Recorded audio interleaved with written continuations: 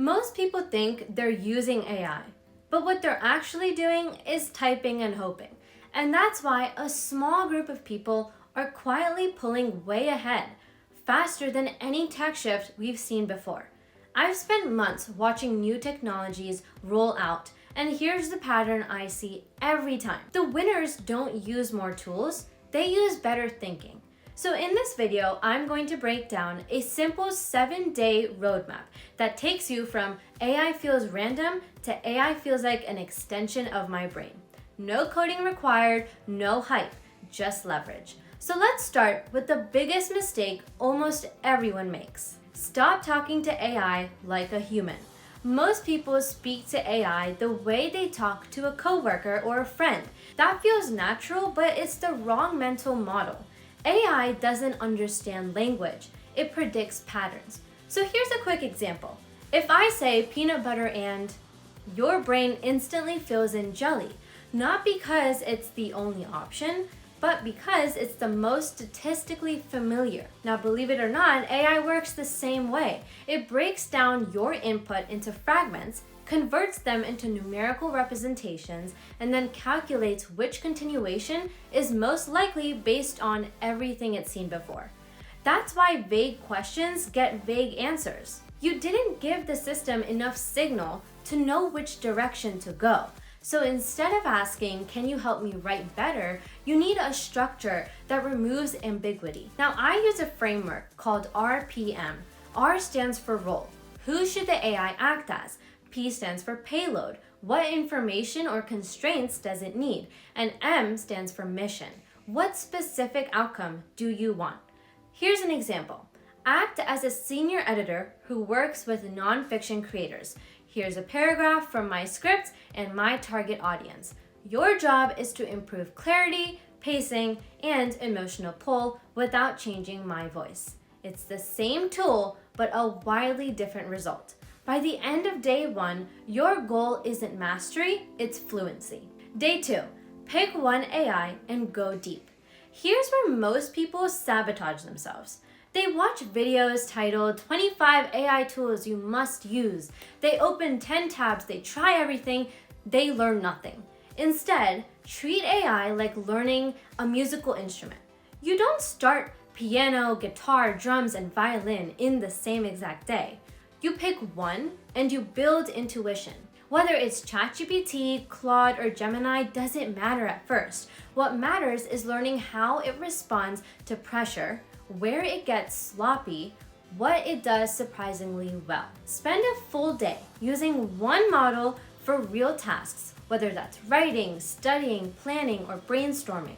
Once you understand one deeply, the others feel familiar fast. And day 3, context is the real intelligence. AI isn't powerful because it's smart. It's powerful because it's adaptable if you give it grounding. Think of AI like a GPS. If you say, take me somewhere, you'll get nowhere useful. If you give a starting point, destination, and constraints, suddenly it's impressive. I use a context system called BASE. B stands for backstory, so it's relevant history or prior decisions. A stands for artifacts, files, notes, examples, data. S stands for scope, what's inbound and what's not. And E stands for execution rules, format, tone, depth. The more emotional your context, the less generic the output. This alone puts you ahead of most users. Day 4. When AI misses, fix the input, not the tool. If AI gives you a weak answer, don't re-roll the dice. Interrogate the failure. Here are 3 iteration patterns I use consistently. The first one is the transparency prompt. So you can say, explain how you arrive at this answer in plain language. The second one is the clarifier. You can say, ask me 2 questions that would significantly improve your response. And the final one is the rewriter. You can say, rewrite my prompt in 2 clearer ways and tell me which one you recommend. This turns AI into a thinking partner, not a vending machine. Day 5, pull AI toward experts, not averages. When you ask a broad question, AI is going to gravitate towards the middle because it's safe, it's familiar, and it's boring.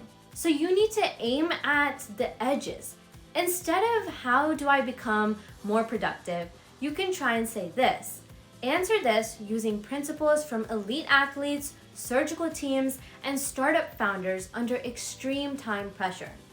So you're not asking for opinions, you're forcing synthesis.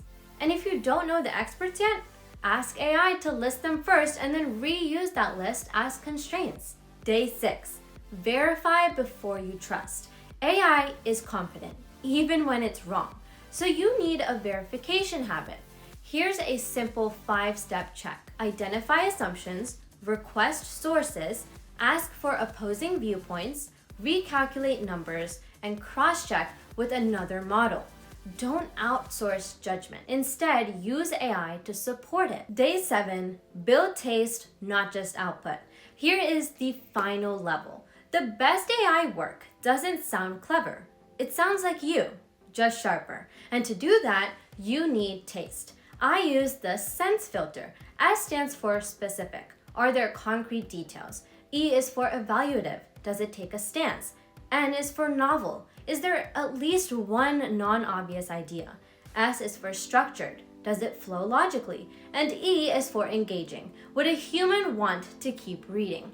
Push the model until the output passes your standards, not its defaults. Now, over 7 days, something interesting happens. You're not just training AI, you're actually training your thinking. Every prompt clarifies your intent. Every revision sharpens your judgment. AI isn't here to replace human creativity. It's here to amplify the people willing to think clearly. And if you learn how to do that, you won't just keep up, you'll lead.